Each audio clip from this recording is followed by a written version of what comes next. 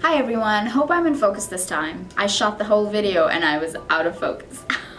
Anyway, I'm reading Romans right now, and honestly, the way Paul teaches people is insane. It's amazing. It's really efficient and like kind of sly in his own way. So, Paul says that he serves God with his spirit. I realize as Christians, we're, at least my idea, I will just use my example because I don't know how great of Christians you guys are.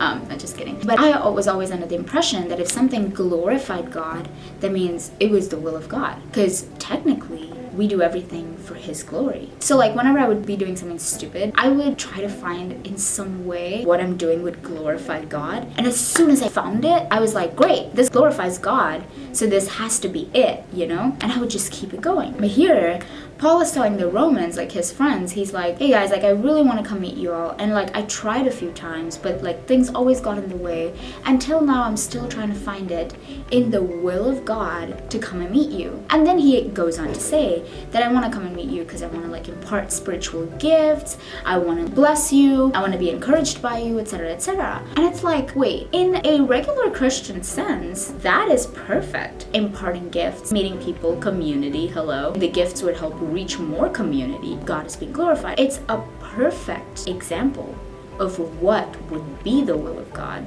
But Paul is like, I still haven't quite found it. Like, just give me some time. I'm sure, like, God does not want me to meet you, just not right now, you know? Holy crap. Just because something glorifies God, that doesn't mean that is the will of God. That's like putting my whole life in question right now.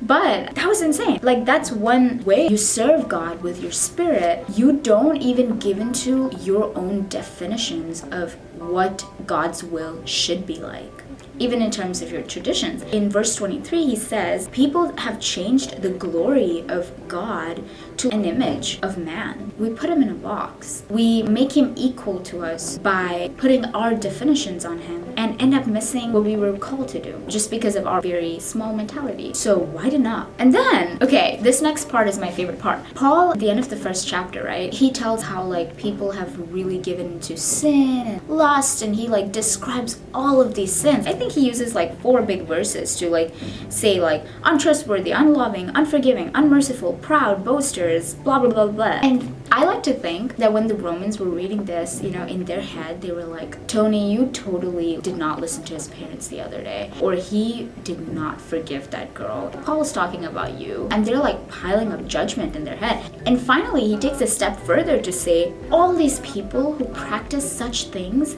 deserve death. And these people are like, that person deserves death. Now Paul, sly little man, I knew him. The next chapter, he starts by saying, therefore, you are inexcusable, O man, whoever you are, who judge.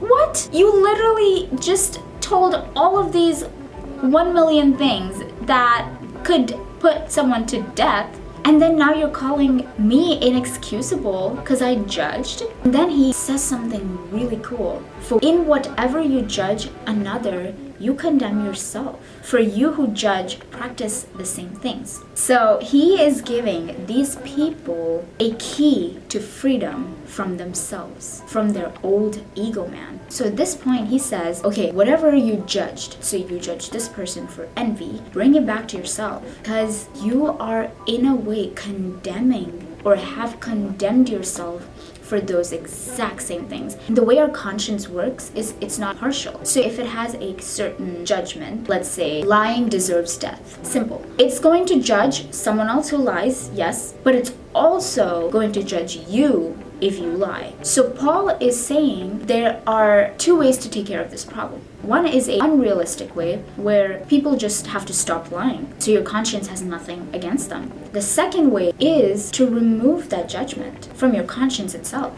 That way, you're not judging them, but you're set free yourself. It's easy to think that, well, now if I lie, I don't have that conscience to tell me that you're doing something wrong. Actually, that's false. Remember serving with the Spirit. Let's say I lie, the conscience will condemn me, but the Spirit will take me to the root of why I lied. What was the issue? Why did I feel the need to lie? The Spirit actually helps you to deal with the root so you just don't lie the next time. And these people are like, well, this is great. The problem is in me and not in all of these people. Guys, I forgot to tell you this. Okay, so this is my challenge to you guys this week. Be very aware of your thoughts. When you find yourself judging someone, immediately catch that thought and then bring it back to yourself. See where you have condemned yourself in that very same area. And then ask the spirit to reveal why you feel that way. When he reveals the root, let go, because most times roots are basically just things that we chose to hold on to that were never supposed to be in our brains. So cleanse yourself off of it. Just tell God, like, bro, guess this is what I did. Thank you for your grace. I am submitting this to you and I'm gonna let go and see the difference. So I hope this sets some of you guys free. I hope this helps someone. Bye.